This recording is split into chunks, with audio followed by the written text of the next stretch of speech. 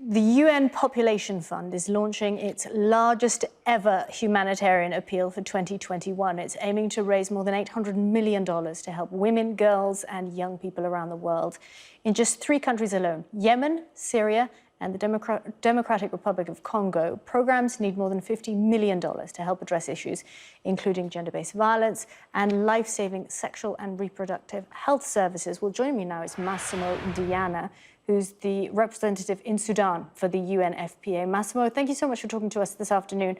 $880 million, that is a lot of money at a time when not many people have it. Do you think you're going to get it? Thank you very much. And indeed, this is, as you already indicated, is the largest ever humanitarian appeal for UNFPA. This aims to reach 54 million women and girls around the world, in particularly 68 countries, in addition to the countries that you mentioned being the largest ask. We also, in the country where I am right now in Sudan, we are asking for over $40 million. Now, we also do understand that particularly with the recessions brought about by COVID, that there will be increased challenges in meeting that demand. However, we also need to recognize the important investment that is being made is not only a question of life-saving, but it's a question also of opportunity and dignity to many people who, in addition to challenges posed by COVID, are needing to either flee conflict or natural disasters. Would you have had to ask for this amount of money if the pandemic hadn't hit? It was very difficult to break it down at that level of disaggregation, but probably the amount would have been slightly lower, I would say, but not significantly lower. We would have the type of programs that we are envisioning under this global appeal are primarily life-saving frontline humanitarian assistance to people on the move, to people who are suffering from protracted crisis, from people who are impacted by climate change or natural disasters, be them floods or other such natural occurrences. The British government recently said that they're going to cut foreign aid next year. I mean, do you think that that is going to affect your ability to raise this amount of money?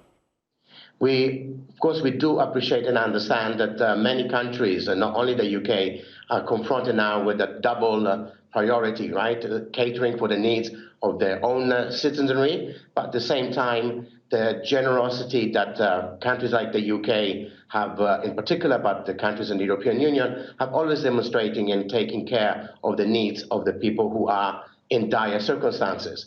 Of course, the economic impact is something that we are watching out closely for. There is, of course, some concerns, but we hope that the generosity of the donor countries will continue to manifest itself. In the case of the UK, I would also like to have an opportunity to thank the people of the UK, because the United Kingdom's government has been the largest single donor to the UNFPA response to COVID in excess of £10 million. And this is something that is a very important contribution. And I wish to, on behalf of my agency, thank every single citizen of the UK, because this is their money that has come to help the people affected by the pandemic. Well, that's good to hear, Massimo. Let's talk about the US. Change of administration there. Do you think you'll get more money from them? We always are looking forward to assistance from any of our member states. Of course, we would hope that the current freeze on the funding to the mandate of UNFPA will be revoked, will be suspended, and therefore that we will become eligible to receive US government assistance again.